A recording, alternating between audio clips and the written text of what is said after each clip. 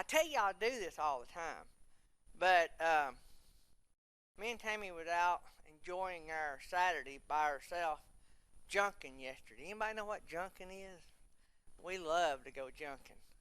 And so we were out junking yesterday. I think early on yesterday morning, I told Tammy, I said, this is what the lesson's going to be about tomorrow, didn't I, Tammy? I said, this is what it's going to be about. Been working on this in my head. And so Sunday morning is my put the, put all the finishing touches on whatever I'm going to teach on. That's my Sunday morning is it. Like, rise and shine at 5:30. I'm in the living room, coffee in hand, Bible in lap. And that is where I usually finish up what I'm going to teach on or preach on, depends on what's going on. That happens on Sunday mornings. So Sunday morning, I got coffee in hand this morning. I'm sitting in my lazy boy, Bible, paper stacked everywhere. Tammy comes through. I've done been through the shower. I'm ready. She probably done heard the printer printing. And Tammy walked through, and I said, disregard what I said about the lesson this morning. It ain't nowhere near that. So we got a lesson the Lord gave me this morning, and we're going to go with that. I had the other one already calculated. It was in my head. I told y'all that by the time I teach a lesson, usually I have taught it in my head 100 times or ever how many times. But this morning, y'all getting it about the same time I did. I got it about 5 o'clock this morning. So, but today's lesson is titled Friends. If any of you had me on Facebook this morning, y'all knew what I was going to teach on because I talked about it a little bit on Facebook. One of my friends' birthdays today, and I talked about that.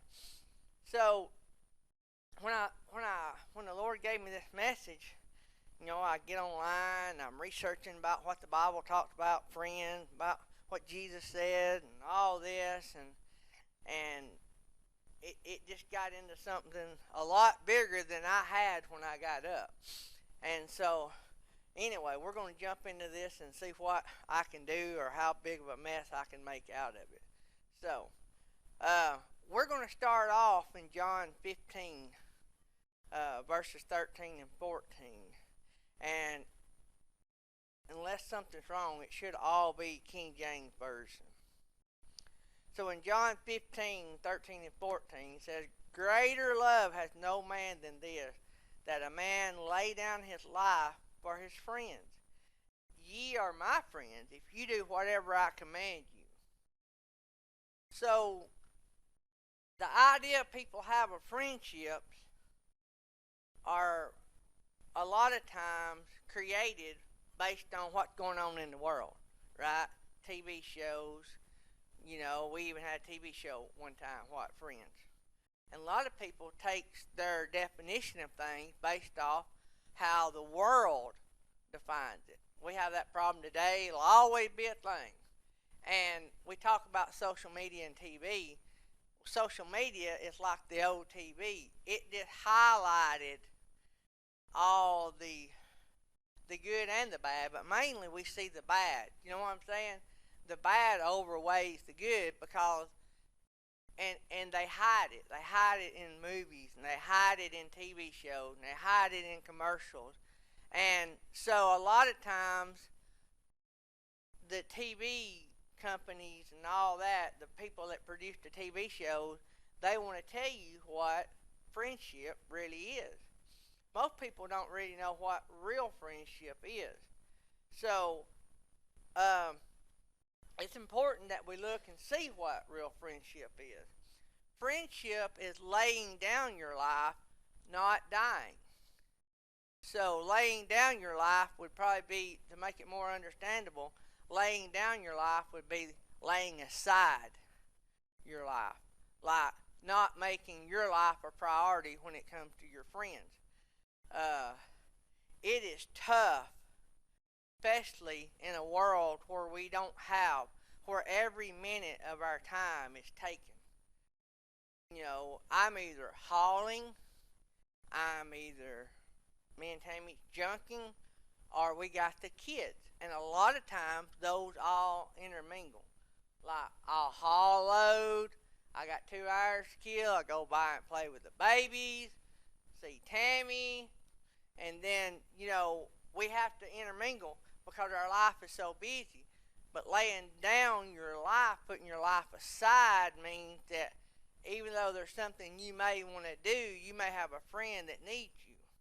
That's laying down your life, laying down things. You may want to go to the river, go fishing. You may want to go to the beach and go swimming.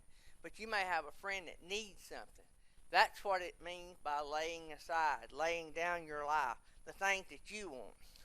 The Bible teaches us that we should give up our lives for the sake of another. It talks about our lives a lot, giving up our lives. So, in other words, we put their lives first. Dr. Tony Evans says biblical love is the decision to compassionately, righteously, responsibly, and sacrificially seek the well-being of another. You can love people whom you may not necessarily like because love is not dependent on your feelings. That's why Jesus can command you to love your enemies. It's true that love may include feelings of affection, and such feelings may develop over time. But it's greater love than this to lay down his life for his friends. So, let me back up. I messed that up. I'm reading two things at once. It's true that love may include feelings of affection, and such feelings may develop over time. But it's not driven by them. Love is driven by sacrifice for the welfare of others. And the greatest expression of love is to lay down one's life for friends. That's the kind of love Jesus modeled for us. Jesus talked about friendship and loving people. He laid his life down for us. He physically laid his life down for us. But while he was living, he put aside a lot of things he might would have liked to have done for us. He knew what his purpose in life was, and that came first. Go back to what it said. The Bible teaches us that we should give up our lives for the sake of another. When we do that, we have found the greatest love, and that is friendship. So, it is losing our desires for another one. So, we may have a desire, and I use the beach and going fishing because that's some of the major desires we have in our world. Or it may even be watching TV. I don't know how many times we've turned the TV off at our house before in the middle of a movie because somebody called me or Tammy, and it was important to those people calling that we had to stop what we were doing to just be there. We really didn't do anything but listen. Tammy's done that more times than I know of. A lot of people know that Tammy's a good listener. Us guys, I don't know what it is. They don't call us guys to be listeners. I got in trouble for that this week from Daddy. And it was a life lesson, but I didn't mean to. I honestly didn't mean to. So, a few days, the last Friday when my truck broke down, I told Dad I was going to sell my lawnmower. And that I was just going to hire Jacob to start mowing. I just didn't have time. It wasn't worth it. The allergies were killing me. I didn't need to be mowing anyway. And Jacob does a lot better than Gary. Well, I heard Dad say in our road trip that he said, "Is your lawnmower a diesel or a gas?" I said, "Gas." That, to me, was all I heard about the conversation because my daddy only owns diesel mowers and tractors. I don't know if my mind, being the man in me, clicked off assuming I knew the rest of the story and went to something else because I can't keep, it's hard for me to teach because my concentration level is real slim. Like, if somebody got up and started talking about something, I'd forget everything that I had notes on right here. I'd have to stop and regroup. Well, that was the extent of the conversation that I heard. This week, I post my lawnmower on Facebook and sell it to a friend of mine. I get a phone call because Dad had heard that I had sold my mower. Dad's like, son, did you not hear me say that I wanted your mower? I'm like, no, sir, I didn't hear that. He said, we specifically talked about me buying that mower for Ashley. I said, Dad, the extent of my hearing was it a diesel or a gas? I know, I asked you about that.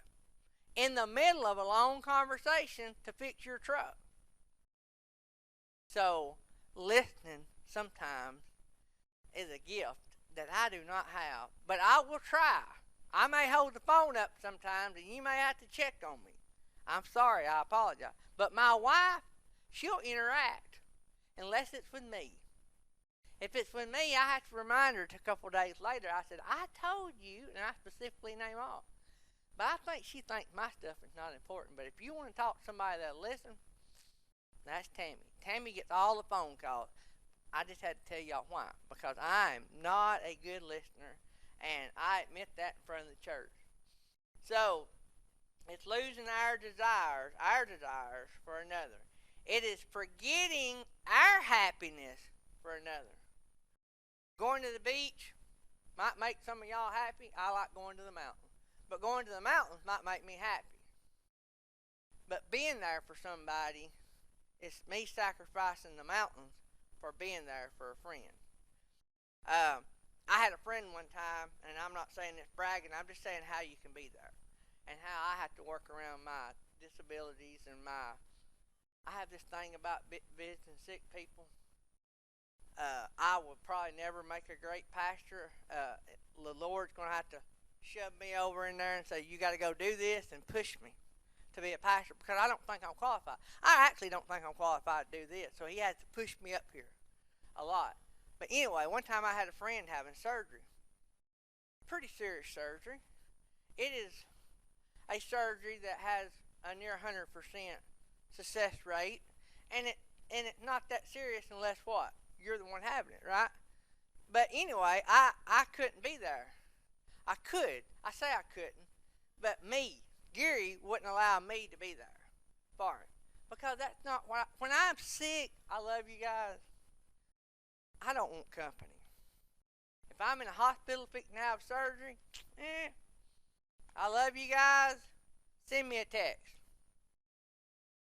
That's how I treat everybody else. Don't want nobody there. So what I did for my friend, because I felt condemned. This is one of my good friends. The one that called me a lot when I was on the road. And made sure I was okay. And was always there.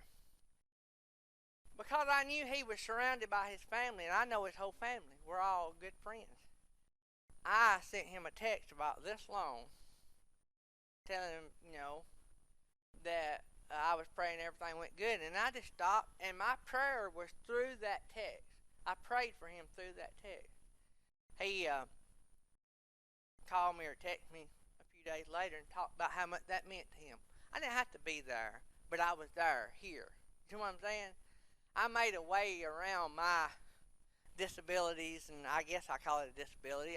I call it honor and respect. That's just the way I look at things. Y'all respect and honor people by visiting. I think that's great. I think there needs to be both people. Just don't look for me if you're sick. Might call you. Broke my leg one time. Hadn't been coming to church here long. First person to come sit with me for an hour was a friend of mine that I knew before here, but Kenneth Sayer come sit with me for about 2 or 3 hours one day. You won't see me doing that. I love you, but that was Kenneth's calling to do that. Love him. I'll never forget that. All the conversations we had, because I was laid up for weeks with that cast. But anyway, it's setting aside. Kenneth probably had things to do, bush hogging to do or whatever. But he took that time out to come see me. It meant a lot. I won't forget it. Made a big impact on my life. But do what you can do to impact others. Real friendship is laying down our lives for another. Friendship is given and not exchanged.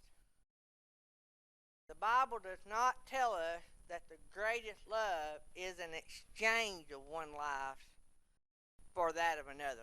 We're not trading our life for theirs. It says that we will give it with nothing in exchange. We don't ask for nothing back. If y'all are the ones that go visit, go visit. Don't expect them to visit you. They may, but don't expect it. Don't expect somebody to text you a big old long prayer because the Lord might not lead them to do that. That was the thing I did. I've not done it for very many people. It just, the Lord laid it on my heart, and I done it that day. It's just the things the Lord pushes us to do. My life is like the kid not wanting to do something and the mom behind them pushing and his feet sliding. Y'all know, y'all seen that vision. You know what I'm saying? That's my life, and Jesus is behind me. All right, I know you can do this. You got this. Let's go. I wouldn't ask you to do it if you couldn't do it. That's my life. Jesus always having to push me into something. You do not win friends. Friends give themselves to you. Matthew 26 and 50. And Jesus said unto him, Friend, where art thou come? Then come they and laid hands on Jesus and took him. Judas was not the friend of Jesus, yet Jesus called him what? Friend. Jesus was the friend of Judas because he gave his life for him. Probably not a better example of being friends and loving people, even though maybe you don't like necessarily their lifestyle. I made a post that ruffled a lot of feathers. Last year, year before last. Y'all remember when the basketball player, the girl basketball player, got arrested in Russia? I made a post that the United States needed to do what they could to bring her home because that was somebody's daughter. It didn't have nothing to do with what I think about her lifestyle. We disagree on that, but that don't mean I can love her any less. All I could think of was Keisha locked up in one of them horrible Russian cells or whatever prison. And I just spoke out loud. I do that a lot and I get in trouble. I'm trying to get better. I have deleted I don't know how many posts in the last 2 or 3 years. I'm trying to get better. But I caught a lot of slack for that. And my only response was that Jesus said one of the greatest commandments was to love each other. I didn't say I condone her lifestyle, and I don't. I condone the fact that she is one that God made, and that we're told to love those people, love everybody. And I felt like that, yes, she messed up. Yes, she didn't do the right thing. But are we going to get sentenced to a horrible place like that? And I don't want y'all to think that I'm demeaning what she did. What she did was wrong. Yes, you should follow the laws of your country. But I have seen our country get people that done far more things wrong out of trouble. Y'all have. I mean, I'm 55. I've seen it. I'm sure most all of y'all in here have seen it. If you're 20, you've seen it. And so I just felt like if we were going to help people that had done so much more bad things, at the very least we could do is help somebody's daughter. Because I assure you, after a night or two of that, she's not going to want to go back. She don't need 10 years. I don't even know what it was. It was a bunch of years. She don't need 10 years of that. And if she needs to do something to repay that to the country, yeah, let's do it over here. Let's do it in some place. Let's show some love. And that I got in trouble for that. And sometimes we are going to get in trouble for loving people that maybe the world don't like. But that goes back to laying down our life for those people. I catch slack as a mission pastor about every year or so when I start talking about going to Uganda. I mean, y'all just don't know. Would y'all like to guess what I catch slack for? Uganda. Need to do what? More here. I catch that a lot. But that's not what the Bible says. The Bible says go into all the world. And he also says to love everybody. I get so, we won't get into all the comments, but it is 1960s comments towards my friends in Uganda. Y'all that's old enough to know what that comment means. And it comes from people that floors me. Just like the deal with the young lady in Russia. If we, and y'all have heard this before, if we can't love them, how are we ever going to win them? If we don't love them to the point of that, so our kids do things, right? We know they don't need to be doing it, and we try to help them. And if they still do it, what do? A lot of times we cry and feel bad, don't eat, have headache. I had a headache this week. I didn't eat all day that day. Dad called me and told me that he had wanted that mower. I was sick. I even called the boy I sold it to and said he was supposed to come get it that next day. I said, I got $200 for you not to come buy the mower. Told him the whole deal. He still wanted it if it wasn't going to hurt feelings. Dad's like sell it to him. You know, it's a long story, but it was a big mess. But I made myself sick over it because I love my dad. That's how we need to be for other people and friends, right? Do y'all remember my grandmother Cunningham and my grandmother Granny Sue was, and Tammy's mom was probably the biggest examples of this. They loved everybody to the point of tears a lot of times.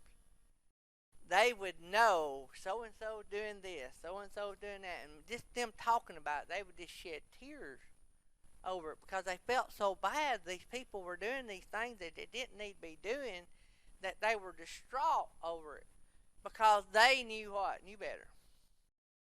And even though they didn't condone what they were doing, they felt bad for them, and they loved them, and they would, hey, the three ladies I just mentioned would call you out. What the old saying goes, they would right there in your face tell you. But then they would cry about it because they were so emotional. You ever told I done something with Keisha because I loved her. This was before she started dating Matthew. I got his name right. I've been having issues with that. Anyway, before she started dating Matthew, Keisha went through this ordeal, and I love my daughter so much, I done something that some of y'all would think was crazy, and my daughter wasn't going to speak to me. But me explaining to her why I done it was such a deal. I could not, Thomas would tell his mom about it because he heard it from the other room, us talking on the phone, because I told her I wasn't going to quit calling her until she answered. But my emotion and my love for my daughter was so much, I could not hardly even speak. That's the kind of love we need for other people and the kind of love we need for our friends. That's what the Bible talks about. Friendship is not a relationship. It is the mortar that holds all relationships together, and without which all relationship will crumble. Friendship was not given to stand alone. It was given to cement relationships together. A husband must lay down his life for his wife, and your greatest friendship should be your spouse. Add to that, a dad should lay down his life for his kids.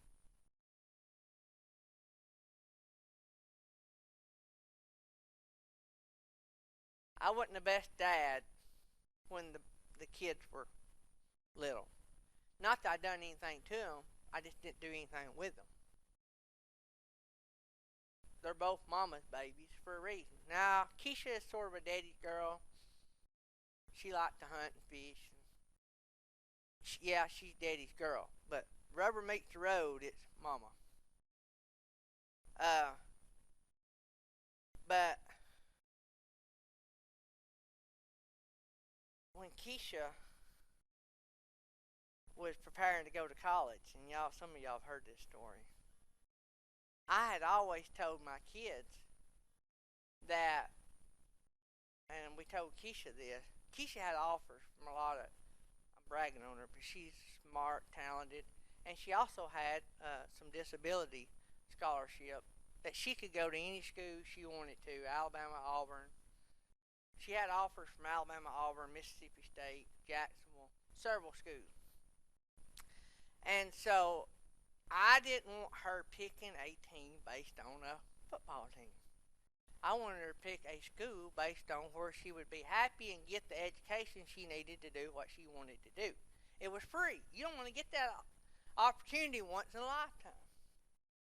So I did what I thought a dad should do. I laid down my wants and desires for her. I'm going to tell you how I did it. And I caught some grief. I mean, big time grief. Me and Tammy both laid down some stuff. Big time grief. I mean, you could call it hate mail. Hate directed, right? Pretty much. And we were warned. We were warned. We had friends on that side that warned us. But I told Keisha and Thomas, wherever you go to college, Mom and Daddy goes. That means if you're a student there, we're a fan. Raised my whole life an Alabama fan. My daddy was raised an Alabama fan. I was raised an Alabama fan. I raised my kids in the light. They were all Alabama fans.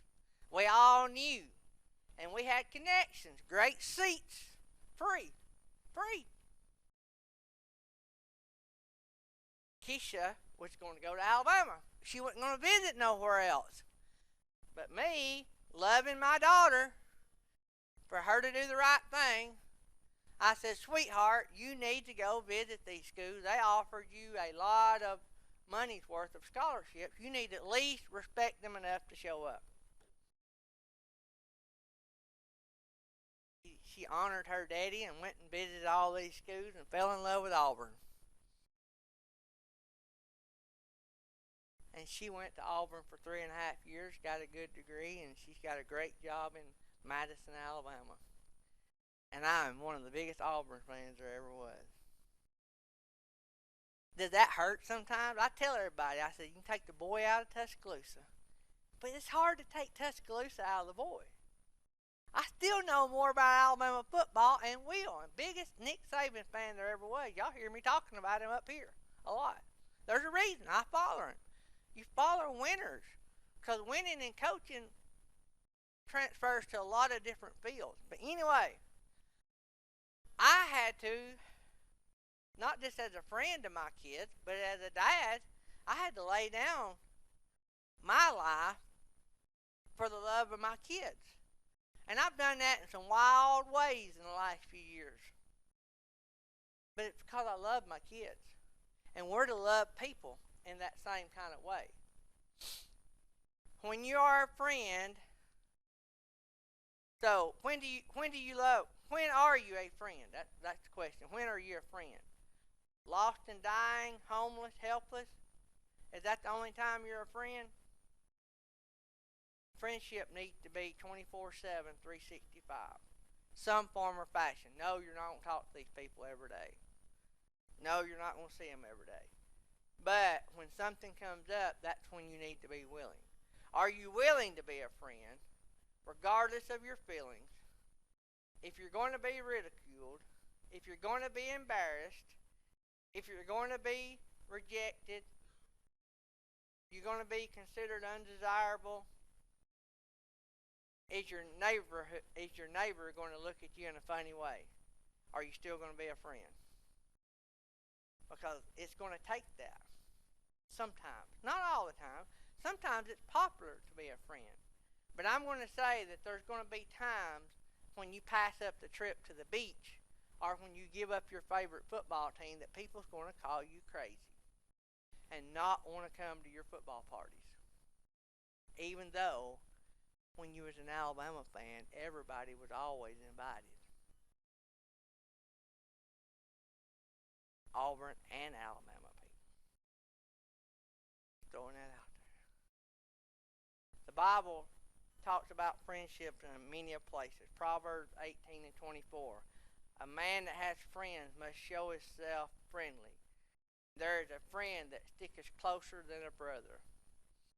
Proverbs 27 and 17. Iron sharpens iron, so a man sharpens the countenance of his friend. 1 Thessalonians 5:11. Wherefore comfort yourself together and edify one another, even as also you do. Proverbs 17:17. A friend loveth at all times, and a brother is born for adversity.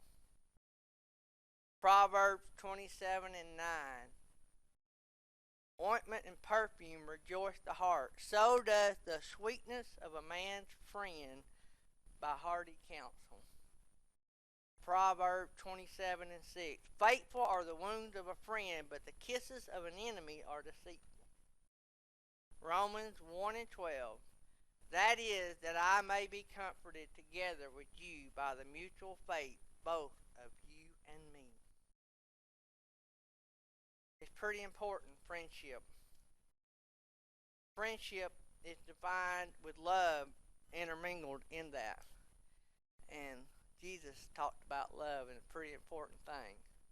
So if love's that important, and it is, then loving our friends, loving our people that we might not consider worldly friends, pretty important. Love you guys. See y'all next week.